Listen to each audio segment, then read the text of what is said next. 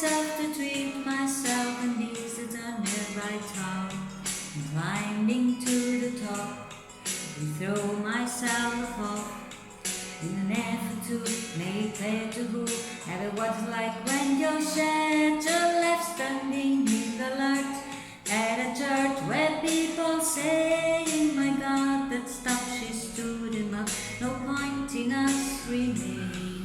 We may as well go home, as I did on my own, alone again." Naturally, to think that only yesterday I was cheerful, bright and gay, looking forward to who wouldn't do the role I was about to play.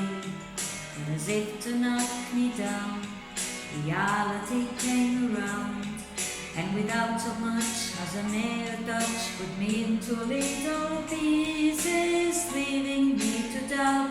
Talk about God in His mercy, for if He really does exist, why did He desert me in my hour of need? I truly am